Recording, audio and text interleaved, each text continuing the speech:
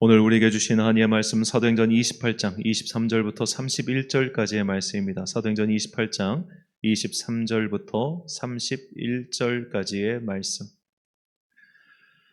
봉독하겠습니다. 하나님의 말씀 경청하십시오. 그들이 날짜를 정하고 그가 유숙하는 집에 많이 오니 바울이 아침부터 저녁까지 강론하여 하나님의 나라를 증언하고 모세의 율법과 선지자의 말을 가지고 예수에 대하여 권하더라. 그 말을 믿는 사람도 있고 믿지 아니하는 사람도 있어 서로 맞지 아니하여 흩어질 때에 바울이 한 말로 이르되 성령이 선지자 이사야를 통하여 너희 조상들에게 말씀하신 것이 옳도다. 일러스되 이 백성에 가서 말하기를 너희가 듣기는 들어도 도무지 깨닫지 못하며 보기는 보아도 도무지 알지 못하는도다. 이 백성들의 마음이 우둔하여져서 그 귀로는 둔하게 듣고 그 눈은 감았으니 이는 눈으로 보고 귀로 듣고 마음으로 깨달아 돌아오면 내가 고쳐줄까 함이라 하였으니 그런즉 하나님의 이 구원이 이방인에게로 보내준 줄 알라. 그들은 그것을 들으리라 하더라. 바울이 온 이태를 자기 셋집에 머물면서 자기에게 오는 사람을 다 영접하고 하나님의 나라를 전파하며 주 예수 그리스도에 관한 모든 것을 담대하게 거침없이 가르치더라. 아멘. 선지자에게도 75번째 시간 믿음의 확신을 위한 기도란 제목으로 하나님의 말씀 선포하겠습니다. 한국교회 목회자 협의회와 그리고 청원함 공동체에서 2012년부터 제가 알기로는 2012년부터 5년 단위로 한국 기독교 분석 리포트를 발간하고 있습니다. 그리고 얼마 전 최근에 2023 한국 기독교 분석 리포트가 발간되었는데 책 2개가 한 이만합니다. 그래서 내용이 좀 많아서 제가 다 정리해서 말씀드리기엔 좀 시간이 걸릴 것 같고요. 그 중에서 굉장히 좀 흥미로운 또 이 설문조사 결과가 있어서 한 가지 항목을 소개하고자 합니다. 이 과거에 개신교인이었다가 지금은 종교가 없는 무종교인이 된 이유에 대한 설문조사였습니다. 종교에 대한 관심이 없어져서 무종교인이 되었다. 그러니까 불교나 카톨릭으로 넘어가지 않고 그냥 지금은 종교가 없는 사람이 됐다가 34.5%, 종교에 대한 불신과 실망 때문에 종교가 없어졌다. 29.1%, 또 믿음이 생기지 않아서 19.5%, 교회에 얽매이기가 싫어서 10.6%, 시간이 없어서 2.6%, 주일 출석이 힘들어서 또 2.9% 이렇게 응답이 나왔습니다. 자, 2017년에 비해서 이 5년 동안 눈에 띄는 변화는 개신교회뿐만 아니라 모든 종교, 그러니까 기불천이라고 하죠. 이 기불천 3교의 모든 교세가 다 동일하게 감소하고 있다는 겁니다. 이제 우리나라도 본격적으로 이 탈종교화 시대에 접어들었다는 것이 이번 분석 결과에서 뚜렷하게 보이고 있습니다. 이제는 정말로 모두가 다 세속화에 접어든 것이죠. 이제 과거 개신교인이라고 했다가 교회를 떠난 이유는 결국 하나로 귀결됩니다. 자, 믿음이 없어서입니다.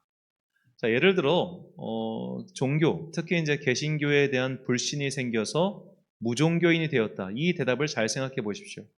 보통 내가 교회를 출석하다가 이 교회 또는 목사에 대한 불신과 실망이 생기면 믿음이 있는 사람들은 다른 교회를 다닙니다. 그런데 아예 불신이 생겨서 내가 개신교인이 더 이상 아니다. 그리스도의 길에서 이탈한다. 이것은 실망했기 때문이 아니라 애당초 그에게 믿음이 없었기 때문입니다. 교회 생활에 흥미를 느끼지 못하는 것, 관심이 가지 않는 것 또한 믿음이 없기 때문입니다. 그러므로 아까 조사 결과에서 이 믿음이 생기지 않아서 이 19.5%의 대답이 사실 무종교인이 된 이후의 100%라고 봐도 과언이 아닙니다. 믿음이 없으니까 관심이 없고, 믿음이 없으니까 불신과 실망이 생기고, 믿음이 없으니까 교회에 얽매이기 싫어지고, 믿음이 없으니까 시간이 없고, 믿음이 없으니 주일에 출석하기가 당연히 귀찮고 힘들어지는 것이죠. 믿음이 없으면, 즉 하나님을 체험해보지 못했기 때문에 그가 듣는 설교는 그저 말의 잔치에 불과하고, 그가 드리는 예배는 그저 문화생활에 불과하며, 교회는 친한 사람들 만나는 친교의 장이 되어버리고 만 것입니다. 결국 모든 문제는 믿음에 달려있다는 것을 이 분석 리포트가 우리에게 확실하게 보여주고 있는 것이죠. 문제는 교회가 타락해서도 아니고 목사가 타락해서도 아닙니다. 그 목사가 타락했으면 좋은 목사 찾아가면 됩니다. 그 교회에 문제가 있으면 다른 교회 가면 됩니다. 그건 정상적이고 멀쩡하고 좋은 목사 정말 많습니다. 단지 당신이 거기까지 가기 싫을 뿐이죠. 그냥 믿음이 없는 참에 좋은 핑곗거리가 생긴 것에 불과합니다.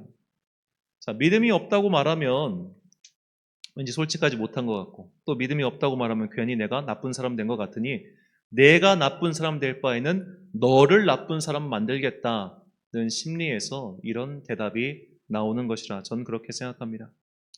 자, 믿음이 없기 때문에 결국 교회를 떠나는 사람들이 늘어나고 있는 것에 불과하지요. 그러니까 과거 70년대, 80년대에는 믿음이 없어도 교회를 다녔어요. 왜냐? 교회에서 누릴 수 있는 여러 가지 문화적 혜택이 있었기 때문입니다. 아주 적나라하게 얘기하자면 정말 70, 80년대 청년들 가운데는 교회 가서 이성 친구 만나려고 다니는 사람들 꽤 많았습니다. 실제로 JMS 같은 이단이 그런 식으로 대학교 청년들을 막 자기들 집단으로 끌어들였어요. 교회도 그때 그런 방법 많이 썼습니다, 사실은. 가면은 뭐 예쁜 여자애들 많대. 뭐 가면 뭐 이때. 가면 뭐 재밌는 것도 즐겁도 많대. 뭐 술 안 마시고 재밌게 놀 수 있대. 이런 식으로 말이죠. 그런데 그런 문화적 혜택, 사회적 혜택이 더 이상 사라진 90년대 이후에는 믿음이 없이는 굳이 거기를 다닐 이유가 없는 거예요.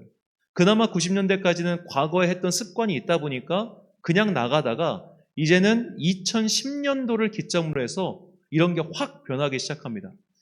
도대체 무슨 이유에서인지 정확히는 제가 알 수 없습니다만 2010년에서 2012년도가 한국에 있는 모든 종교에게 굉장히 결정적인 어떤 기간이 되었던 것 같아요. 그때부터 다 줄어듭니다. 그때부터 탈종교화, 즉 세속화가 급격하게 진행되기 시작합니다. 왜 그런지는 저도 아직은 잘 모르겠습니다. 하여튼 어떤 이유가 있겠죠? 그건 나중에 제가 제대로 분석을 해보고요. 자, 그런 식으로 해서 결국 믿음이 없기 때문에 이 세속화의 파도에 함께 너울져서 넘어가고 있는 것 뿐이죠. 그러므로 우리는 믿음이 없는 자가 될 경우 어떻게 되는지를 우리는 곰곰이 생각해 봐야 합니다. 결국 오늘날 한국교회뿐만 아니라 모든 종교가 성장하지 못하고 퇴보하고 있는 것은 믿음이 없어져서예요. 반면에 지금도 성장하는 교회들이 있습니다. 남아메리카의 교회들, 그리고 아프리카 대륙의 일부 교회들이 지금도 엄청나게 성장하고 있습니다. 제가 설교 시간 자주 말씀드렸지만 이제는 세계 최대의 개신교 국가가 미국 다음에 나이지리아가 되었습니다. 이제 미국도 아마 사실은 미국도 완전 세속화에 물들어 있기 때문에 제가 살아있는 동안 미국은 개신교가 거의 절멸하지 않을까. 그리고 나이지리아나 브라질이나 이런 곳에서 새롭게 하나님을 믿는 백성들이 일어나지 않을까. 저는 그런 생각을 해봅니다. 자, 그쪽 지역의 교회들이 부흥하고 성장하는 이유는 그들이 살아계신 하나님을 체험하고 있기 때문입니다. 성령의 은사를 체험하고 있기 때문입니다. 과거에 지금도 70살이 되어도 80살이 되어도 여전히 신앙생활을 하고 있는 분들이 지혜가 없어서가 아닙니다. 과거에 그들이 뜨겁게 하나님을 체험했기 때문에 그 성령의 은사를 체험했기 때문에 지금도 그 성령의 은사를 경험하고 있기 때문에 그들이 믿음의 길에서 떠나지 않는 거예요. 오늘날 아직도 교회를 지키고 있는 수많은 성도들, 오늘날 아직도 하나님께 대하여 열정을 가지고 있는 성도들은 모두가 다 하나님을 만난 경험이 있기 때문에 이 자리에 머물러서 오늘도 기도하고 있는 것입니다. 믿음의 체험은 우리에게 믿음의 확신을 줍니다. 내가 가고 있는 이 길이 틀리지 않았구나. 내가 가는 길은 이 길이 참으로 옳은 진리의 길이구나 라는 확신을 줘요. 그러므로 이 믿음의 확신이 없이는 우리는 이 길을 끝까지 갈 수 없을 뿐만 아니라 심지어 세상 사람들과 똑같은 길을 갈 수 있다는 것을 우리가 잊지 말아야 됩니다. 바울은 고린도전서 15장, 소위 부활장이라고 불리는 그 15장에서 믿음의 확신, 즉 부활에 대한 확신이 없으면 우리가 얼마나 처량한 신세인지를 밝히죠. 고린도전서 15장 19절과 20절 말씀, 만일 그리스도 안에서 우리가 바라는 것이 다만 이 세상의 삶뿐이면 모든 사람 가운데 우리가 더욱 불쌍한 자이리라. 그러나 이제 그리스도께서 죽은 자 가운데서 다시 살아나사 잠자는 자들의 첫 열매가 되셨도다. 아멘.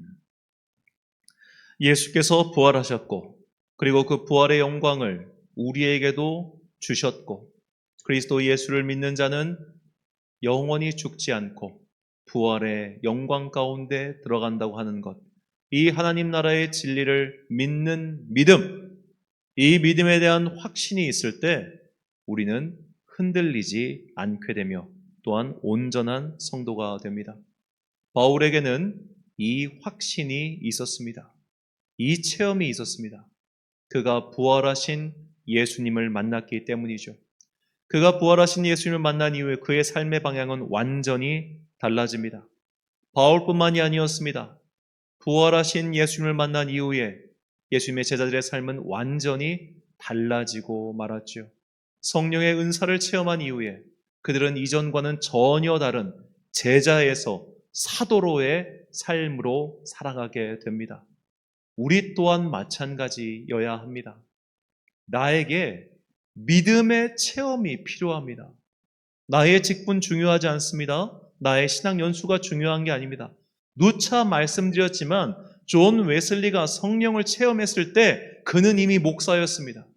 그는 이미 모태신앙인이었고 목사의 아들이었습니다. 하지만 그가 성령을 체험한 이후에 그가 자신의 삶을 가리켜 회심했다라고 말할 정도였던 것은 믿음의 확신이 있고 없고가 삶의 자세를 얼마나 많이 좌우하는가를 알려주는 사례라고 볼 수 있겠습니다. 이처럼 우리가 다른 삶을 살기 위해서는, 세상과 구별된 삶을 살기 위해서는 우리에게 믿음의 확신이 필요합니다. 오늘 본문은 성경이 알려주는 바울의 삶의 마지막 모습입니다. 성경은 바울의 마지막을 재판받아 처형당하는 것으로 끝내지 않습니다. 바울의 마지막 모습은 마치 소크라테스가 독잔을 들고서 사형당할 거 뻔히 알고도, 억울한 죽음인 거 뻔히 알고도 악법도 법이다 라는 식으로 죽는 그 모습 이상으로 그리고 있습니다. 바울의 마지막 모습은 실로 위대하죠. 그는 가택연금 상태였습니다. 그 가택연금 상태에서 자유롭게, 다행히도 그가 그 연금 상태에서는 자유로웠고 또 그를 자유롭게 사람들이 찾아올 수 있었어요. 자신을 찾아오는 모든 사람들에게 예수 그리스도의 복음과 하나님 나라의 진리를 이렇게 가르칩니다. 본문 31절 말씀, 하나님의 나라를 전파하며 주 예수 그리스도에 관한 모든 것을 담대하게 거침없이 가르치더라. 아멘. 자, 여기서 거침이 없다라고 번역한 헬라어의 뜻은 방해받지 않고라는 의미입니다. 그러니까 이제 자유롭게 전했다는 뜻이죠. 우리가 주목할 단어는 바로 담대하게입니다. 담대하게라고 번역한 헬라어는 파르레시아인데 이는 솔직하게, 숨김없이 확신을 가지고란 뜻입니다. 그러니까 이 담대하게를 그냥 확신을 가지고 혹은 확신이라고 번역해도 문제가 없습니다. 바울은 확신을 가지고 가감없이 하나님 나라의 복음과 예수 그리스도에 대한 것을 선포했습니다. 그가 이렇게 확신을 가지고 거침없이 자유롭게 말할 수 있었던 이유는 그에게 분명한 체험이 있었기 때문입니다. 여러분, 간증을 하시는 분들 보십시오. 그의 말에 거침이 있습니까? 그는 담대하게 선포합니다. 왜냐? 내가 경험했으니까요. 그 누가 뭐래도 내가 분명히 경험했기 때문에 그의 말에는 흔들림이 없어요. 그의 말에는 곁가지가 없습니다. 그는 분명하게 선포합니다. 그래서 우리가 남의 간증을 듣는 것과 동시에 나의 간증을 하는 게 정말 중요해요. 우리는 각자 간증을 하는 훈련을 해야 됩니다. 내가 간증을 하려면 내가 만나봤어야 간증을 할 거 아니에요. 만나지도 않은 사람이 어떻게 간증을 하겠습니까? 확신을 가진 사람, 그 사람은 말에 어긋남이 없고 틀림이 없습니다. 그래서 그는 담대하고 거침이 없습니다. 지금도 많은 이들이 교회 밖으로 나가는 이유는 명백합니다. 체험이 없기 때문입니다. 만나본 적도 없고 경험해 본 적도 없기 때문에 그들은 교회 밖으로, 아예 종교 밖으로, 그렇게 세상 속으로 들어갑니다. 심지어 이단과 사이비도 그들만의 체험이 있으니까 이번 설문조사 결과를 보면은 이 이단과 사이비가 정통교회 교인들보다 각자 구원에 대한 확신도가 더 높아요. 체험이 있으니까. 그들만의 체험, 그것이 마귀가 주는 것인지 그냥 심리 조작인지는 우리가 조금 더 생각해 봐야겠지만 여하튼 간에 그런 체험이 있기 때문에 그들은 우리보다 더한 확신을 가지고 살아갑니다. 자, 체험이 없이는, 하나님을 만난 경험이 없이는 우리는 금방 세속의 파도에 넘어간다는 것을 잊지 말아야 됩니다. 자, 그렇다면 우리가 이런 믿음의 확신을 얻기 위해서 우리는 무엇을 해야 할까요? 첫 번째로 당연하게도 뜨겁게 기도해야 됩니다. 요한일서 5장 14절과 15절 말씀. 그를 향하여 우리가 가진 바 담대함이 이것이니 그의 뜻대로 무엇을 구하면 들으심이라. 우리가 무엇이든지 구하는 바를 들으시는 줄을 안즉 우리가 그에게 구한 그것을 얻은 줄을 또한 아느니라. 아멘. 자, 예수님께서는 분명히 말씀하셨습니다. 구하는 자에게 성령을 주시지 않겠느냐?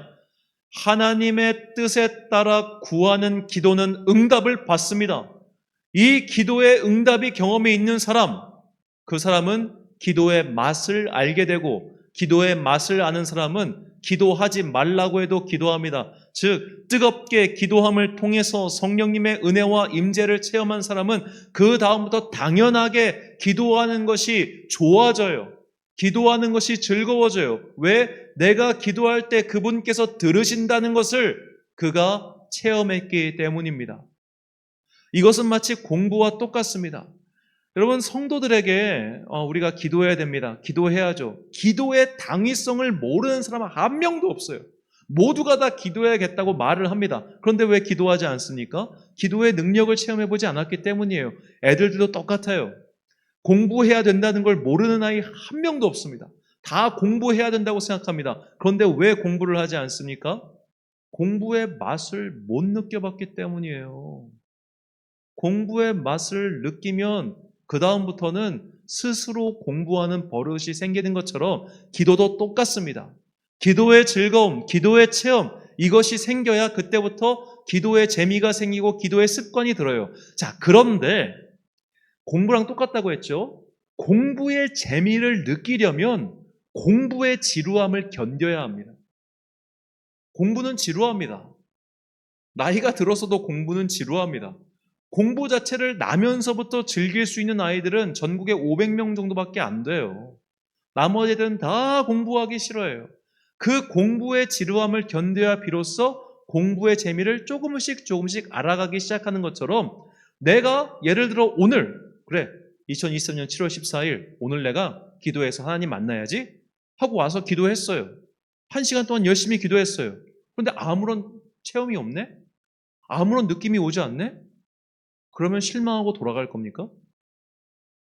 내가 한 번 작심하고 기도했는데 아무런 응답도 없고 체험도 없어요. 그러면 그냥 그다음부터 포기할 거예요? 애들이 이런 식으로 공부하는 애들 있죠. 내가 이번 중간고사 그래도 맘 잡고 한번 공부해보자 했는데 성적이 안 나왔어. 그럼 그다음부터 공부 안 하는 거랑 똑같은 행동을 신앙인들도 한다는 거예요. 한 번의 기도 가지고, 한 번의 집회를 가지고, 한 번의 예배를 통해서 하나님을 만날 수 있다면 얼마나 좋겠습니까마는 그런 일은 잘 없어요. 물론 그런 경험을 하는 분들도 참 못 받은 분들입니다만 정말로 우리가 그렇게 기계적으로 단순하게 하나님을 만날 수 있다고 생각하면 안 됩니다. 이건 정말 도둑놈 놀부 신보예요. 자, 이런 신보가 어떤 신보냐면 예를 들어 잠시 저희 예를 들자면 제가 헬스장에 다닌 지가 대학교 1학년 때부터 다녔으니까 20년이 넘었습니다. 그런데 제가 20년 넘게 헬스한 사람처럼 보이십니까? 20년 넘게 헬스를 했지만 왜 제 몸은 그냥 이렇게 보통 사람의 평범한 몸일까요? 첫 번째로 열심히 안 해서입니다. 두 번째로 잘못된 방법으로 하다가 제가 다쳤기 때문입니다. 우리가 생각하는 그 소위 말해 막 그 프로필 사진 찍을 것 같은 걸 막 쫙쫙 갈라지고 막 멋진 몸 있잖아요. 그런 몸을 만들려면 전문가들이 말합니다. 그러니까 일단 사진만 딱 찍기 좋게 이 식스팩만 만들고 이런 거는 6개월 정도만 집중적으로 운동하면 가능하지만 운동선수 혹은 정말로 막 그 바디빌더 같은 그런 몸 만들려면 최소한 7년 동안 하루에 2시간씩 주 4회씩 운동하면서 식단까지 조정해야 그런 게 가능합니다. 기도를 통해 하나님 만나는 것도 똑같다고 저는 생각합니다. 오늘 내가 운동 갔다고 해서 갑자기 체중이 1kg, 2kg 빠집니까? 한 달 내내 운동해야 2, 3kg 빠질까 말까 하죠. 똑같아요. 매일매일 기도하고 매일매일 주님께 간절히 기도할 때 우리가 주님을 만날 수 있는 거지, 오늘 하루하고 띡 안 되네? 이런 일은 없다. 이거 아니에요. 이런 일은 없습니다. 우리가 몸을 만드는 것조차도 그렇게 집중적으로 시간을 오래 투자해야 된다면 하다못해 우리의 영혼을 새롭게 변화시키는 데는 얼마나 많은 시간과 노력이 필요하겠습니까? 그러니까 뜨겁게 기도한다는 말은 오늘 한번 뜨겁게 기도하고 끝나자 이게 아니라 정말로 집중적이고 또 하루의 시간을 충분히 투자해서 열심히 기도해야 된다는 뜻입니다. 그렇게 간절함을 가지고 열심히 기도할 때 하나님께서는 반드시 우리의 기도에 응답을 해주십니다. 두 번째로 믿음의 확신을 얻는 방법, 두 번째 방법은 바로 섬김과 봉사예요. 믿음의 확신을 얻는 두 번째 방법, 섬김과 봉사. 디모데전서 3장 13절 말씀입니다. 집사의 직분을 잘한 자들은 아름다운 지위와 그리스도 예수 안에 있는 믿음의 큰 담력을 얻느니라. 자, 집사의 직분이 뭡니까? 집사라는 말은 헬라어로 오이코노스인데 그는 섬기는 자라는 뜻이에요. 섬김의 직분을 잘한 사람, 그 사람은 믿음의 확신을 얻는다고 성경이 우리에게 가르쳐주고 있습니다. 섬김의 직분이 무엇을 뜻합니까? 열심히 나보다 어려운 사람을 섬기라는 거예요. 제가 설교 시간에 자주 말씀드렸습니다. 가가와 도요코 목사님에게 한 맹인 안마사가 찾아왔습니다. 그 맹인 안마사가 목사님께 묻습니다. 목사님, 내가 어떻게 해야 하나님을 만날 수 있겠습니까? 그래서 목사님이 대답하죠. 당신보다 더 어려운 맹인을 한 달 동안 열심히 도와줘 보십시오. 그리고 저를 다시 찾아오십시오. 그러자 그 맹인이 한 달 동안 그 목사님 말대로 자기보다 더 어려운 맹인을 도와줬고 한 달 후에 목사님을 찾아서 말하기를, 목사님, 제가 하나님을 만났어요 라고 대답했다고 제가 자주 말씀드렸죠. 대제 공동체 찬양 자주 부르지 않았습니까? 사랑의 나눔 있는 곳에 하나님께서 계시도다. 오늘날 섬김과 봉사를 통해서 믿음의 확신을 얻은 사람들이 얼마나 많은지 아십니까? 그 사람들이 그렇게 섬김과 봉사를 통해서 하나님을 만났기 때문에 수십 년의 세월 동안 그 일을 하고 있는 거예요. 지금 아직도 이제 서울 청량리 쪽에 밥퍼 공동체가 이 노숙자들을 위해서 밥퍼 사역을 하고 있죠. 이분이 1980년대부터 그 일을 해왔으니 장장 30년 넘게 그 최일도 목사님과 그분과 함께하는 분들이 그 일을 하고 있는 겁니다. 그 일을 하면서 얼마나 많은 온갖 우여곡절이 있었겠습니까? 그럼에도 불구하고 그분들이 그 일을 계속하는 이유는 그 사랑의 나눔을 통해서 하나님을 만났기 때문이에요. 우리가 섬김과 봉사, 그것도 한 번이 아니라 꾸준한 섬김과 봉사를 통해서 우리는 하나님을 체험할 수 있다는 것을 잊어서는 안 됩니다. 아시시의 성자라 불리는 성 프란체스코가, 이 사람은 이제 기원 후 11세기경 사람인데, 그분의 이제 그분의 일화 중에 이런 좀 일화가 있어요. 어느 날 이제 그분이 어디 이동을 하다가 저쪽에서 오는 문둥병, 그러니까 한센시병 환자를 발견합니다. 근데 이 분이 평소에 이 한센시병 환자에 대한 굉장히 공포를 가지고 있었어요. 왜냐하면 이제 한센시병이 이게 전염병이 아니라는 것이 밝혀진 게 20세기입니다. 20세기에서도 중반이에요. 그 전까지는 다 이렇게 다 격리시키고 심지어 나치독일은 그들을 다 죽이기도 하고 막 이랬단 말이에요. 그러니까 11세기 사람이 얼마나 두려웠겠습니까? 그런데 그 순간 하나님께서 이 프란체스코에 그런 마음을 주셨어요. 가서 그를 안아줘라. 프란체스코 너무 갈등합니다. 문둥병에 걸리면 어떡하지? 내가 저 사람을 안을 수 있을까? 갈등하고 번민하다가 그래도 가서 그를 안아줘요. 그리고 형제님, 하나님께서 당신을 사랑하십니다. 그리고 그걸 꼭 안아줍니다. 자, 그러고 나자 갑자기 이 한센시병 걸린 환자의 모습이 변해요. 천사의 모습으로 변합니다. 그러니까 그 한센시병 환자는 프란체스코의 믿음을 시험하기 위해 주님께서 보내신 천사였던 거예요. 그렇게 프란체스코는 그 사랑의 섬김을 함으로써 하나님을 은혜를 체험하게 됩니다. 그래서 그가 너무 기뻐했다는 그 기록이 있는데요.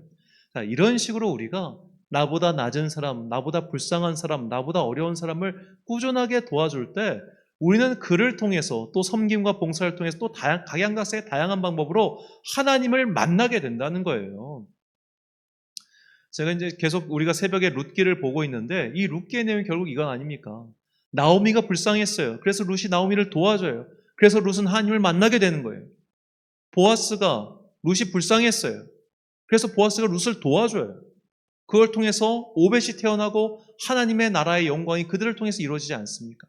단지 불쌍하다는 그 이유 하나만으로 그를 도와줬을 때 그런 사랑의 섬김과 나눔을 통해서 분명히 우리는 믿음의 확신을 얻게 된다는 것, 이것을 꼭 잊지 마시기 바랍니다. 믿음의 확신이 있어야 됩니다. 믿음의 체험이 있어야 됩니다. 내가 만난 나만의 하나님 체험이 있어야 됩니다. 그런 체험이 있어야만 우리는 이런 세속화의 흐름에 물들지 않고 남들이 다 교회 가기 귀찮아. 나도 주일에 나도 딴 일하고 놀아야지. 이런 흐름 속에서 우리가 그들이 가지 않는 새로운 길을 택해서 갈 수 있다는 겁니다. 우리에게는 믿음의 확신이 필요하다는 것, 우리 성도님들에게 이것이 필요하다는 것을 결코 잊지 마십시오. 히브리서 10장 35절과 36절 말씀 우리 같이 한 목소리 읽겠습니다. 시작. 그러므로 너희 담대함을 버리지 말라. 이것이 큰 상을 얻게 하느니라.